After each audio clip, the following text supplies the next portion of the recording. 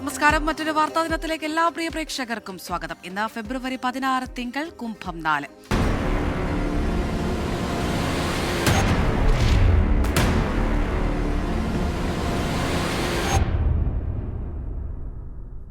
വിശദമായ വാർത്തകളിലേക്ക് കടക്കാം. ഇന്നത്തെ പ്രധാന വാർത്തകളുടെ സമഗ്ര ചിത്രവുമായി 24 പ്രതിനിധികൾ വിവിധയിടങ്ങളിൽ നിന്ന് ചേരുന്നുണ്ട്. ഡൽഹിയിൽ നിന്ന് ബൽറാം നെടുങ്ങാടി, തിരുവനന്തപുരത്ത് നിന്ന് ഉമേഷ് ബാലകൃഷ്ണൻ, കൊച്ചിയിൽ നിന്ന് വിഷ്ണു സുരേഷ്, കോഴിക്കോട് നിന്ന് നിഖിൽ പ്രമേഷ് എന്നിവരാണ് തത്സമയം വിവരങ്ങൾ നൽകാൻ അയച്ചിരുന്നത്. ആദ്യം ഡൽഹിയിലേക്ക് തന്നെയാണ് ബൽറാം നെടുങ്ങാടിയാണ് വിവരങ്ങൾ നൽകാൻ അയച്ചിരുന്നത്. Balram, good morning. ഇന്നിപ്പോൾ നോക്കുകയാണെങ്കിൽ ഏറ്റവും പ്രധാനം എന്ന് പറയുന്നത് ശബരിമല യുവതീ പ്രവേശനവുമായി ബന്ധപ്പെട്ട പുനഃപരിശോധനാ ഹർജികൾ സുപ്രീം കോടതിയുടെ പരിഗണനയ്ക്ക് വരുന്നു എന്നുള്ളത് തന്നെയാണ്. എന്തായിരിക്കും കോടതിയുടെ തീരുമാനം? ചീഫ് ജസ്റ്റിസ് എന്ത് തീരുമാനത്തിലേക്കായിരിക്കും എത്തുക എന്നൊക്കെ ഉറ്റുനോക്കുകയാണ്. ഒപ്പം തന്നെ ഉന്നാവോ ബലാത്സംഗ കേസിൽ CBIയുടെ അപ്പീലും കോടതിയുടെ പരിഗണനയ്ക്ക് വരുന്നുണ്ട്. എപ്പോഴായിരിക്കും കോടതി ഇതൊക്കെ പരിഗണിക്കുക? Very good morning Amrita. Sabarimala യുവതീ പ്രവേശനവുമായി ബന്ധപ്പെട്ട പുനഃപരിശോധനാ ഹർജികൾ ഇന്ന് സുപ്രീം കോടതിയുടെ പരിഗണനയ്ക്ക് വരികയാണ്. ഏറെ നിർണായകമാണ് ഇന്ന് സുപ്രീം കോടതിയുടെ പരിഗണനയ്ക്ക് ഈ ഹർജികൾ വരുന്നു എന്നുള്ളത്. അവസാനമായി 2020 ഫെബ്രുവരിയിലായിരുന്നു യുവതീ പ്രവേശനവുമായി ബന്ധപ്പെട്ട ഹർജികൾ സുപ്രീം കോടതി പരിഗണിച്ചത്. ചീഫ് ജസ്റ്റിസ് സൂര്യകാന്ത് അധ്യക്ഷനായ 3-അംഗ ബെഞ്ചാണ് ഇന്ന് ഈ ഹർജികൾ പരിഗണിക്കുന്നത്. വിഷയം 9-അംഗ വിശാല ബെഞ്ചിലേക്ക് വിടുന്ന കാര്യത്തിൽ തീരുമാനമുണ്ടാകും. നിലവിൽ 9-അംഗ വിശാല ബെഞ്ചിന്റെ പരിഗണനയിലാണ് ഈ ഹർജികൾ ഉള്ളത് എങ്കിൽ പോലും അന്ന് 2019 രൂപീകരിച്ച 9-അംഗ വിശാല ബെഞ്ചിൽ അവശേഷിക്കുന്ന ഏക അംഗം നിലവിലെ ചീഫ് ജസ്റ്റിസ് സൂര്യകാന്ത് മാത്രമാണ്. അതുകൊണ്ട് തന്നെ പുതിയ വിശാല ബെഞ്ചിന്റെ കാര്യത്തിലുള്ള തീരുമാനമാണ് ഇന്ന് പ്രധാനമായും സുപ്രീം കോടതിയിൽ നിന്നും പ്രതീക്ഷിക്കുന്നത്. ഒപ്പം തന്നെ അടുത്ത ഈ കേസ് പരിഗണിക്കുന്ന തീയതിയും കോടതി ഇന്ന് അറിയിക്കും. 6 വർഷത്തെ ഇടവേളയ്ക്ക് ശേഷമാണ് ഈ ഹർജികൾ സുപ്രീം കോടതിയുടെ പരിഗണനയ്ക്കായി എത്തുന്നത്. ചീഫ് ജസ്റ്റിസ് കോടതിയിൽ 44-ാമത്തെ ഇനമായാണ് ഈ ഹർജികൾ ലിസ്റ്റ് ചെയ്തിരിക്കുന്നത്. മതസ്വാതന്ത്ര്യവും സ്ത്രീകളുടെ അവകാശങ്ങളും സംബന്ധിച്ച വിഷയങ്ങളാണ് ഇന്ന് ശബരിമല യുവതീ പ്രവേശനത്തോടൊപ്പം സുപ്രീം കോടതി തീരുമാനമെടുക്കാൻ ഒരുങ്ങുന്നത്. എന്തായാലും ഇന്ന് ഉച്ചയോടെ ഇതുമായി ബന്ധപ്പെട്ടുള്ള സുപ്രീം കോടതിയുടെ തീരുമാനം അറിയാൻ കഴിയും എന്ന് തന്നെയാണ് പ്രതീക്ഷിക്കുന്നത്. അതേസമയം മറ്റൊരു പ്രധാനപ്പെട്ട കേസ് ഇന്ന് സുപ്രീം കോടതിയുടെ പരിഗണനയ്ക്ക് എത്തുന്നത് ഉന്നാവോ ബലാത്സംഗ കേസിൽ CBIയുടെ അപ്പീൽ സുപ്രീം കോടതി ഇന്ന് വീണ്ടും പരിഗണിക്കുന്നുണ്ട്. ചീഫ് ജസ്റ്റിസ് സൂര്യകാന്ത് അധ്യക്ഷനായ 3-അംഗ ബെഞ്ച് തന്നെയാണ് ഈ അപ്പീലും പരിഗണിക്കുന്നത്. BJPയുടെ മുൻ MLA കുൽദീപ് സെൻഗാറിന്റെ ശിക്ഷ മരവിപ്പിച്ച് ജാമ്യം നൽകിയ ഹൈക്കോടതി ഉത്തരവിന് എതിരെയാണ് ഈ അപ്പീൽ. കഴിഞ്ഞ തവണ അപ്പീൽ പരിഗണിച്ച സുപ്രീം കോടതി ഹൈക്കോടതി ഉത്തരവ് സ്റ്റേ ചെയ്തിരുന്നു.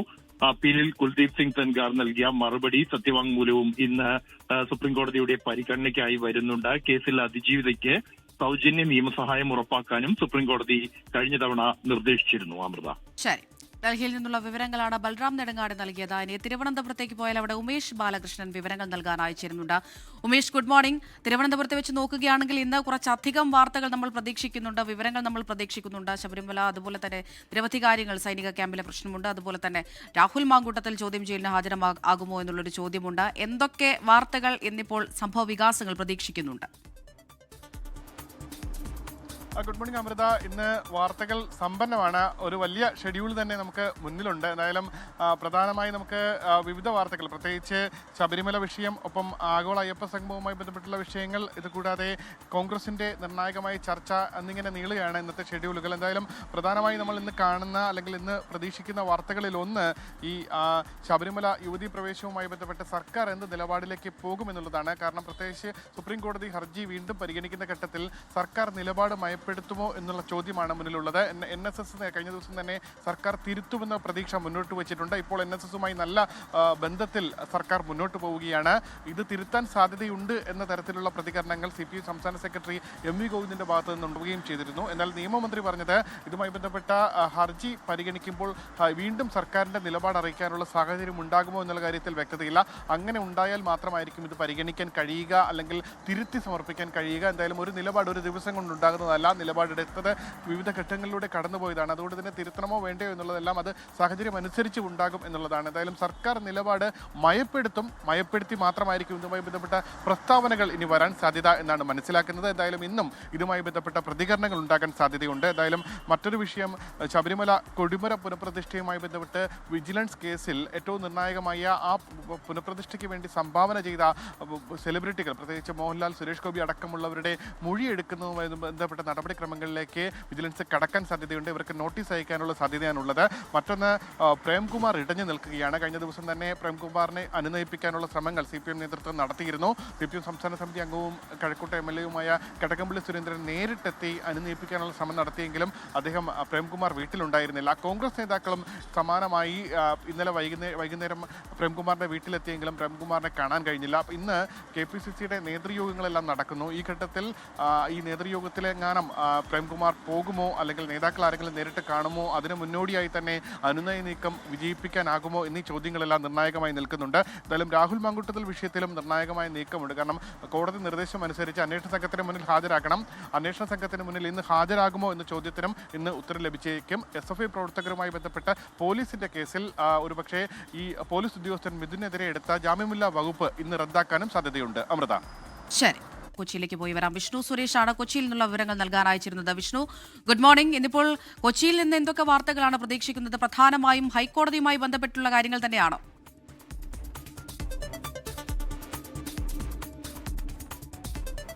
Good morning. കൊച്ചിയിൽ നിന്ന് പ്രധാനപ്പെട്ട വാർത്തകൾ ഹൈക്കോടതിയിൽ നിന്ന്, അതോടൊപ്പം ജില്ലാ കോടതിയിൽ നിന്നൊക്കെയാണ് പ്രതീക്ഷിക്കുന്നത്. ഒപ്പം ED-യുമായി ബന്ധപ്പെട്ടുള്ള വാർത്തകളുമുണ്ട്. ഹൈക്കോടതിയിൽ നിന്ന് സൂരജ്ലാമ തിരോധാനവുമായി ബന്ധപ്പെട്ട് മകൻ നൽകിയ ഹർജിയുണ്ട്. അതിൽ പോലീസ് ഇതുവരെയുള്ള അന്വേഷണ പുരോഗതി അറിയിക്കും. നേരത്തെ കഴിഞ്ഞ തവണ ഹർജി പരിഗണിച്ച ജസ്റ്റിസ് ദേവൻ രാമചന്ദ്രന്റെ ബെഞ്ച് വ്യക്തമാക്കിയത് ഇതിലൊരു DIG തലത്തിലുള്ള ഒരു ആൾ ഹെഡ് ചെയ്യുന്ന SIT രൂപീകരിച്ച് വിശദമായ അന്വേഷണത്തിലേക്ക് പോകണമെന്നാണ്. ലാമ കേരളത്തിലെത്തിയത് മുതൽ ഈ മൃതദേഹം ലഭിച്ചതുവരെയുള്ള കാര്യങ്ങൾ അന്വേഷിച്ച് റിപ്പോർട്ട് നൽകാനാണ് ആവശ്യപ്പെട്ടിട്ടുള്ളത്. അതുമായി ബന്ധപ്പെട്ടുള്ള ഹർജി ഇന്ന് പരിഗണിക്കും. മറ്റൊന്ന്, അഭിമന്യു വധക്കേസുമായി ബന്ധപ്പെട്ട് പ്രതികളുടെ വിടുതൽ ഹർജിയാണ്. കേസിൽ 8 വർഷമായിട്ടും വിചാരണ ആരംഭിച്ചിട്ടില്ല. ആ ഘട്ടത്തിലാണ് പ്രതികൾ വിടുതൽ ഹർജിയുമായി രംഗത്തെത്തിയിട്ടുള്ളത്. എറണാകുളം ജില്ലാ സെഷൻസ് കോടതിയിലാണ് പ്രതികളുടെ വിടുതൽ ഹർജി പരിഗണിക്കുക. അടുത്ത മാസത്തോടുകൂടി അഭിമന്യു വധക്കേസിന്റെ വിചാരണ ആരംഭിക്കുമെന്നാണ് പ്രോസിക്യൂഷനിൽ ലഭ്യമാകുന്ന വിവരം. മറ്റൊന്ന്, ED സ്വർണ്ണക്കൊള്ളയുമായി ബന്ധപ്പെട്ടുള്ള അന്വേഷണത്തിൽ പിടിമുറുക്കുകയാണ്. ഇന്ന് മുൻ ദേവസ്വം സെക്രട്ടറി ജയശ്രീയും അതോടൊപ്പം തന്നെ ഈ സ്വർണ്ണത്തിന് ഇടനിലക്കാരനെ പ്രവർത്തിച്ച കൽപേഷും ഹാജരാകുമെന്നാണ് പ്രതീക്ഷിക്കുന്നത്. രണ്ടുപേർക്കും നോട്ടീസ് നൽകിയിരുന്നു ഇന്നേ ദിവസം ഹാജരാകാൻ. നാളെയാണ് ജയറാമിനോട് ഹാജരാകാൻ ആവശ്യപ്പെട്ടിട്ടുള്ളത്. അങ്ങനെ സമഗ്രമായ വാർത്തകൾ ഒരുപാട് സംഭവിക്കുന്ന ഒരു ദിവസമായി ഇന്ന് മാറും. ഒപ്പം ശിവരാത്രിയുമായി ബന്ധപ്പെട്ട ആലുവ മണപ്പുറത്തുള്ള വാർത്തകളും ഉണ്ടാകും. അങ്ങനെ ഒരുപിടി വാർത്തകൾ കൊച്ചിയിൽ നിന്ന് ഇന്നുണ്ടാകുമെന്നാണ് പ്രതീക്ഷിക്കുന്നത്. അമൃത, ശരി. സർക്കാർ മെഡിക്കൽ കോളേജുകളിലെ ഡോക്ടർമാർ സമരം കടുപ്പിക്കാനുള്ള നീക്കത്തിൽ തന്നെയാണ് കോഴിക്കോട് നിന്ന് നിഖിൽ പ്രമേഷ് വിവരങ്ങൾ നൽകാനായി തുടരുന്നുണ്ട്. നിഖിൽ, ഈ സൂചിപ്പിച്ചതുപോലെ OP ബഹിഷ്കരിച്ചും അതുപോലെ തന്നെ അധ്യാപനം മുടക്കിയുമൊക്കെ മുന്നോട്ട് പോകാനുള്ള തീരുമാനത്തിൽ തന്നെയാണോ ഡോക്ടർമാരുള്ളത്? തീർച്ചയായും അമൃത, കഴിഞ്ഞ കുറെ നാളുകളായി അവർക്ക് നൽകിയിട്ടുള്ള ഉറപ്പുകളൊന്നും തന്നെ പാലിക്കപ്പെടുന്നില്ല എന്ന് കാണിച്ചുകൊണ്ടാണ് അവരിപ്പോൾ ഒരു OP ബഹിഷ്കരണത്തിലേക്ക് കൂടി കടക്കാൻ തയ്യാറെടുക്കുന്നത്. സ്വാഭാവികമായിട്ടും അത് സാധാരണക്കാരായിട്ടുള്ള ആളുകളെ ബാധിക്കുമെന്നുള്ള കാര്യം ഉറപ്പാണ്. കാരണം അതിരാവിലെ മുതൽ ഈ മെഡിക്കൽ കോളേജുകളിൽ എത്തി ചികിത്സ നേടാൻ വേണ്ടി കാത്തിരിക്കുന്ന ആളുകളുണ്ടാകും. മാത്രമല്ല, വലിയ രീതിയിൽ ഇന്നിപ്പോൾ OP ബഹിഷ്കരണം ഉണ്ട് എന്നുള്ള കാര്യം ആളുകളിലേക്ക് എത്തിയിട്ടുമില്ല. അതുകൊണ്ട് നമുക്ക് ലഭ്യമാകുന്ന വിവരങ്ങൾ പ്രകാരം അതിരാവിലെ മുതൽ തന്നെ ആശുപത്രിയിലേക്ക് രോഗികൾ എത്തിച്ചേരുന്നുണ്ട്. എന്നാൽ അവർക്ക് ഈ അവശ്യ സേവനം ലഭ്യമല്ല എന്നുള്ളതാണ്. എന്നാൽ അത്യാവശ്യ സാഹചര്യങ്ങൾ എല്ലാം തന്നെ ഇപ്പോൾ ICU അടക്കമുള്ള കാര്യങ്ങളൊക്കെ പ്രവർത്തിപ്പിക്കുന്നുണ്ട്. ഡോക്ടർമാർ പറയുന്നത് ഞങ്ങൾക്ക് ഒരുപാട് തവണ ഞങ്ങളുടെ ആവശ്യങ്ങൾ ഉന്നയിച്ചിട്ടും അതിലൊരു നടപടിയാകാത്ത സാഹചര്യത്തിലാണ് ഈ സമരത്തിലേക്ക് കടക്കേണ്ടി വന്നത് എന്നുള്ളതാണ് ഇപ്പോൾ ഡോക്ടേഴ്സ് സ്വീകരിച്ചിട്ടുള്ള നിലപാട്. അത് ഏത് തരത്തിൽ സാധാരണക്കാരായിട്ടുള്ള ആളുകളെ ബാധിക്കുമെന്നുള്ളത് നമുക്ക് വരും മണിക്കൂറുകളിൽ അറിയാൻ കഴിയും. അമൃത, ശരി. നിഖിൽ പ്രമേഷാണ് വിവരങ്ങൾ നൽകിയത്. നിയമസഭാ തെരഞ്ഞെടുപ്പിൽ കോൺഗ്രസിന്റെ സ്ഥാനാർത്ഥി നിർണയ ചർച്ചകൾ അന്തിമഘട്ടത്തിലേക്ക്. സ്ഥാനാർത്ഥി നിർണയം, തെരഞ്ഞെടുപ്പ് മുന്നൊരുക്കം, ബൂത്ത് തല പ്രവർത്തനങ്ങൾ എന്നിവ വിലയിരുത്തുന്നതിനായി ഇന്ന് KPCC ആസ്ഥാനത്ത് നിർണായക യോഗങ്ങൾ ചേരും. രമേശ് ചെന്നിത്തല അധ്യക്ഷനായുള്ള കോൺഗ്രസ് പ്രചാരണ സമിതിയുടെ ആദ്യ യോഗം രാവിലെ ചേരും. സംഘടനാ ചുമതലയുള്ള AICC general secretary KC Venugopal, കേരളത്തിന്റെ ചുമതലയുള്ള AICC general secretary Deepa Das Munshi, AICC തെരഞ്ഞെടുപ്പ് നിരീക്ഷകരായ സച്ചിൻ പൈലറ്റ്, കനയ്യകുമാർ, KPCC അധ്യക്ഷൻ സണ്ണി ജോസഫ് തുടങ്ങിയ മുതിർന്ന നേതാക്കൾ പങ്കെടുക്കും. ഉച്ചയ്ക്ക് ശേഷം KPCC നേതൃയോഗവും ഇന്ദിരാഭവനിൽ ചേരും. മുഖ്യമന്ത്രി പിണറായി വിജയനെ പുകഴ്ത്തിയ മുൻ കേന്ദ്രമന്ത്രിയും മുതിർന്ന കോൺഗ്രസ് നേതാവുമായ മണിശങ്കർ അയ്യരെ തള്ളി AICC. മണിശങ്കർ അയ്യർക്ക് വർഷങ്ങളായി കോൺഗ്രസുമായി ബന്ധമില്ല എന്ന് പാർട്ടി വക്താവ് പവൻ ഖേഡ എക്സിൽ കുറിച്ചു. കേരളത്തിലെ ജനങ്ങൾ UDF-നെ അധികാരത്തിലെത്തിക്കുമെന്ന് ജയറാം രമേശ് വ്യക്തമാക്കി. കേരളത്തിൽ LDF-ഉം BJP-യും രഹസ്യ പങ്കാളികളെന്നും ജയറാം രമേശ് ആരോപിച്ചു. മുൻമന്ത്രി ആന്റണി രാജു പ്രതിയായ തൊണ്ടി മുതൽ തിരിമറി കേസിൽ നിർണായക വിധിയെന്ന്. തന്നെ കുറ്റക്കാരനാക്കിയ വിധി മരവിപ്പിക്കണമെന്ന ആന്റണി രാജുവിന്റെ അപ്പീലിലാണ് തിരുവനന്തപുരം പ്രിൻസിപ്പൽ സെഷൻസ് കോടതി വിധി പറയുക. നേരത്തെ തൊണ്ടി മുതൽ കേസിൽ ആന്റണി രാജുവിനെതിരായ ശിക്ഷാവിധി താൽക്കാലികമായി മരവിപ്പിച്ചിരുന്നു. Nedumangad judicial first class magistrate കോടതിയുടെ വിധിയാണ് തിരുവനന്തപുരം സെഷൻസ് കോടതി താൽക്കാലികമായി മരവിപ്പിച്ചത്. കേസെടുത്തതുൾപ്പെടെ നിയമവിരുദ്ധമെന്ന് ചൂണ്ടിക്കാട്ടിയാണ് ആന്റണി രാജു അപ്പീൽ നൽകിയത്. Nedumangad judicial first class magistrate കോടതി ആന്റണി രാജുവിന് 3 വർഷം തടവ് ശിക്ഷയും 10,000 രൂപ പിഴയുമാണ് ശിക്ഷ വിധിച്ചത്.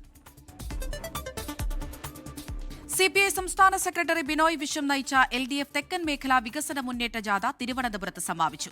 പുത്തരിക്കണ്ടം മൈതാനത്തെ സമാപന സമ്മേളനം CPIM പോളിറ്റ് ബ്യൂറോ അംഗം A. വിജയരാഘവൻ ഉദ്ഘാടനം ചെയ്തു. UDF ജമാഅത്തെ ഇസ്ലാമിയെ കൂടെ കൂട്ടി വർഗീയത പറഞ്ഞ് തെരഞ്ഞെടുപ്പിൽ നേട്ടമുണ്ടാക്കാനാകുമോ എന്ന് നോക്കുകയാണെന്ന് A. വിജയരാഘവൻ കുറ്റപ്പെടുത്തി. മൂന്നാമതും ഇടത് സർക്കാർ വരുമെന്ന് ജാഥ ക്യാപ്റ്റൻ ബിനോയ് വിശ്വം പറഞ്ഞു. മന്ത്രി V. ശിവൻകുട്ടി, CPIM ജില്ലാ secretary V. Joy, Pannyan Raveendran, Prakash Babu, M. Vijayakumar തുടങ്ങിയ LDF നേതാക്കളും സമ്മേളനത്തിൽ പങ്കെടുത്തു. ഒരു വിഭാഗത്തിന് നേരെ വെടിയുതിർക്കുന്ന വിവാദ വീഡിയോയിൽ അസം മുഖ്യമന്ത്രി ഹിമന്ത ബിശ്വ ശർമ്മയ്ക്കെതിരെ കേസെടുക്കണമെന്നാവശ്യപ്പെട്ട് നൽകിയ ഹർജികൾ സുപ്രീംകോടതി ഇന്ന് പരിഗണിക്കും.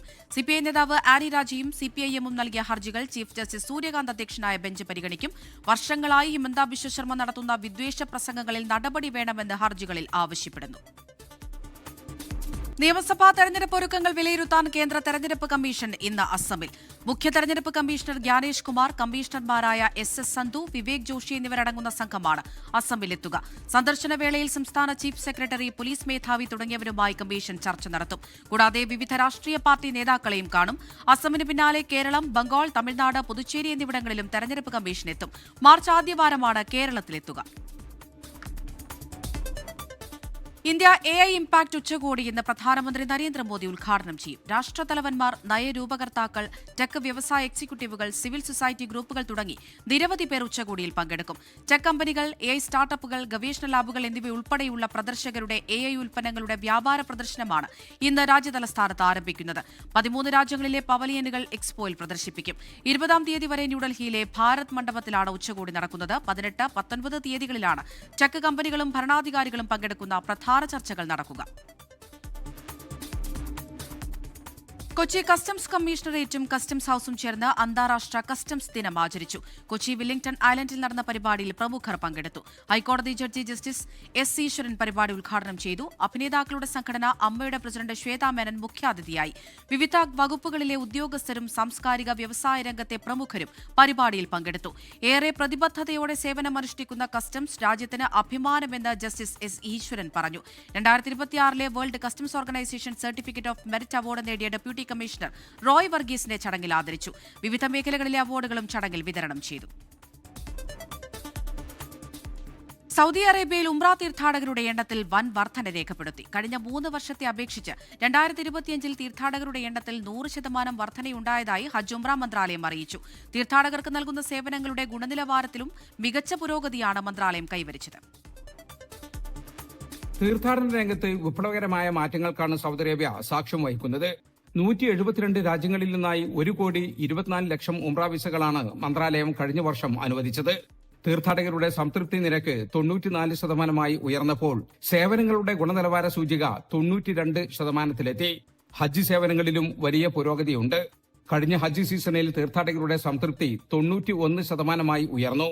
വരാനിരിക്കുന്ന സീസണിലേക്ക് 10 ലക്ഷത്തിലധികം തീർത്ഥാടകർക്കുള്ള ടെന്റ് ബുക്കിംഗുകൾ ഇതിനകം പൂർത്തിയായി. 77 വിദേശ ഹജ്ജ് ഓഫീസുകളുമായി മന്ത്രാലയം കരാറുകൾ ഒപ്പുവെച്ചു. ഡിജിറ്റൽ സേവന രംഗത്ത് നുസുക്ക് ആപ്പ് വലിയ വിജയമായി മാറി. 4 കോടിയിലധികം പേരാണ് നിലവിൽ ഈ ആപ്പ് ഉപയോഗിക്കുന്നത്. കഴിഞ്ഞ ഹജ്ജ് സീസണിൽ 16 ലക്ഷം പേർക്ക് നുസുക്ക് കാർഡ് വഴി സേവനങ്ങൾ നൽകി. തീർത്ഥാടകർ വഴിതെറ്റിപ്പോകുന്നത് ഒഴിവാക്കാൻ നുസുക്ക് ഇനായ കേന്ദ്രങ്ങൾ വഴി സാധിച്ചു. 68% കുറവാണ് ഇത്തരത്തിലുള്ള കേസുകളിലുണ്ടായത്. വിവിധ ഭാഷകളിൽ തീർത്ഥാടകർക്കായി വിപുലമായ ബോധവൽക്കരണ പരിപാടികളും മന്ത്രാലയം നടപ്പിലാക്കി. തുടർച്ചയായ 6ാം വർഷവും 6 അന്താരാഷ്ട്ര ISO സർട്ടിഫിക്കറ്റുകൾ നേടിയ മന്ത്രാലയം മികച്ച രീതിയിലുള്ള തൊഴിൽ അന്തരീക്ഷത്തിനുള്ള പുരസ്കാരവും കരസ്ഥമാക്കി. 24 ജിദ്ദ. നിയമക്കുരുക്കുകളിൽപ്പെട്ട് സൗദിയിൽ ദുരിതത്തിലായിരുന്ന കോഴിക്കോട് സ്വദേശി ഇബ്രാഹിം ഒടുവിൽ നാട്ടിലേക്ക് മടങ്ങി. ICF പ്രവർത്തകരുടെ ഇടപെടലുകളെ തുടർന്നാണ് താമസരേഖ പോലും ഇല്ലാതിരുന്ന ഇബ്രാഹിമിന് യാത്രാനുമതി ലഭിച്ചത്. കോഴിക്കോട് മൂഴിക്കൽ സ്വദേശിയായ ഇബ്രാഹിമാണ് തായിഫിലെ ICF പ്രവർത്തകരുടെ കരുതലിൽ ജന്മനാട്ടിലേക്ക് മടങ്ങിയത്. നീണ്ട 26 വർഷത്തെ പ്രവാസ ജീവിതത്തിനിടയിൽ കഴിഞ്ഞ 10 വർഷമാണ് ഇദ്ദേഹം സൗദിയിലെ തായിഫിൽ നിയമക്കുരുക്കിൽപ്പെട്ടത്. 2016 ജനുവരിയിലാണ് ഇബ്രാഹിം അവസാനമായി നാട്ടിൽ പോയി മടങ്ങിയത്. പിന്നീട് സ്പോൺസർ ഇഖാമ അഥവാ താമസരേഖ പുതുക്കി നൽകാത്തതിനെ തുടർന്ന് ഇബ്രാഹിമിന്റെ ജീവിതം പ്രതിസന്ധിയിലാവുകയായിരുന്നു. രേഖകളില്ലാത്തതിനാൽ നാട്ടിലേക്ക് മടങ്ങാനോ ജോലി ചെയ്യാനോ കഴിയാത്ത അവസ്ഥ. ഇബ്രാഹിമിന്റെ ദുരിതമറിഞ്ഞ ICF പ്രവർത്തകർ കഴിഞ്ഞ 3 മാസമായി ഈ കേസിന് പിന്നാലെയായിരുന്നു. ലേബർ കോടതിയിൽ നിന്നും അനുകൂല വിധി സമ്പാദിച്ച പ്രവർത്തകർ തുടർന്ന് പാസ്പോർട്ട് വിഭാഗമായ ജവാസാത്ത് മുഖേനയുള്ള തടസ്സങ്ങളും നീക്കി.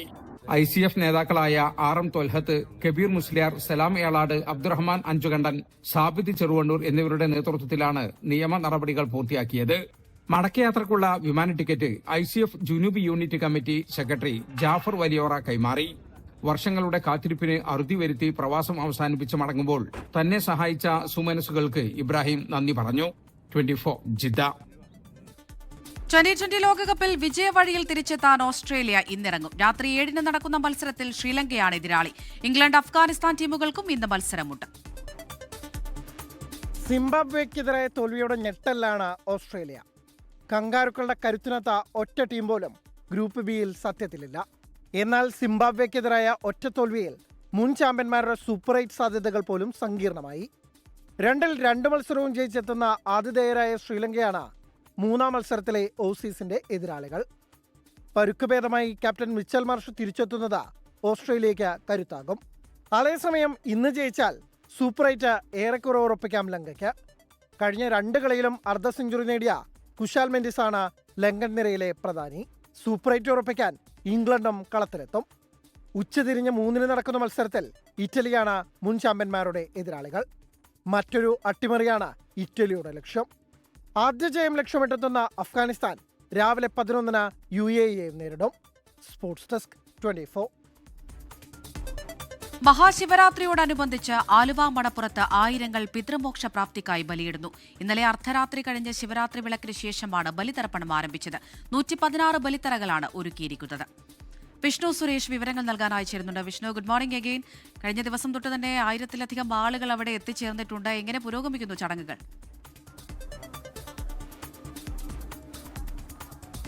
Amrita, good morning.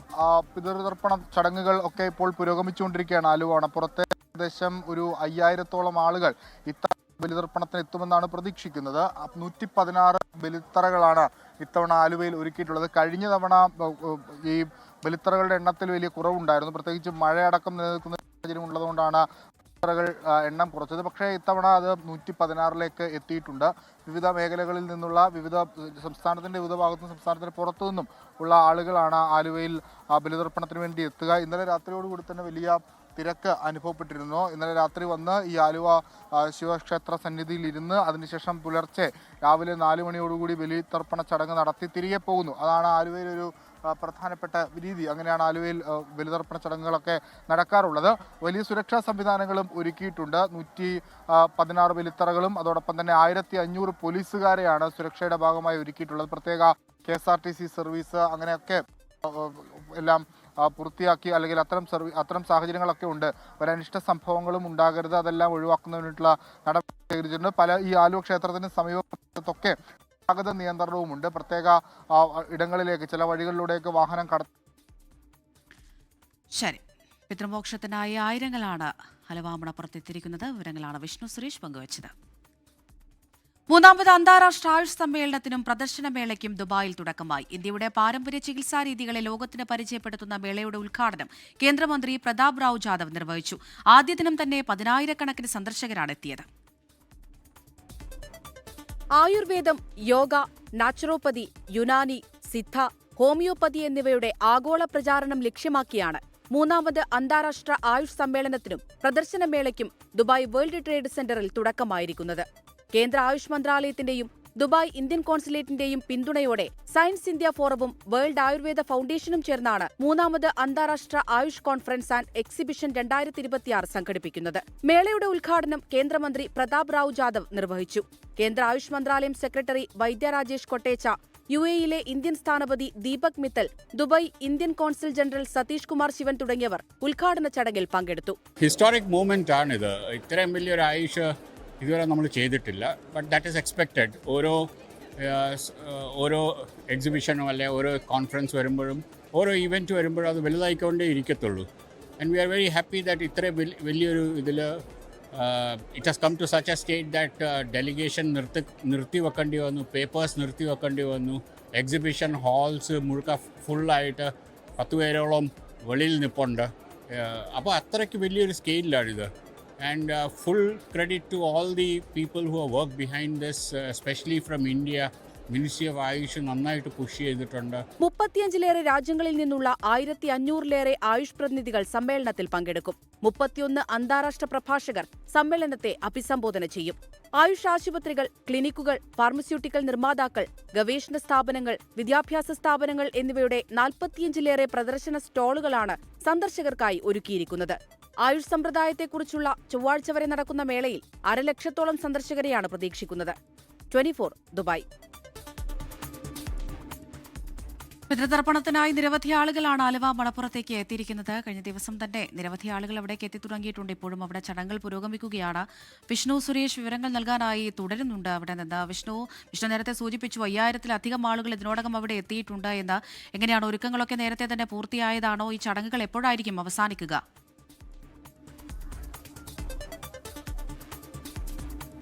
അമൃത, ഒരുക്കങ്ങളൊക്കെ ഇന്നലെ തന്നെ പൂർത്തിയായതാണ്. നാളെ കൂടി ബലിയിടാനുള്ള സൗകര്യം ഇവിടെ ഒരുക്കിയിട്ടുണ്ടെന്നാണ് മനസ്സിലാകുന്നത്. 116 ബലിത്തോറകളാണ് ഇത്തവണ ആലുവ ക്ഷേത്രത്തിന്റെ ഭാഗമായി ഒരുക്കിയിട്ടുള്ളത്. അതുകൊണ്ട് തന്നെ ഒരു വലിയ തിരക്ക് അനുഭവപ്പെടുന്നുണ്ട്. പക്ഷേ പെട്ടെന്ന് തന്നെ ആളുകൾക്ക് ബലിയിട്ട് പോകാനുള്ള ഒരു സാഹചര്യവും ഇവിടെ നിലവിലുണ്ട്.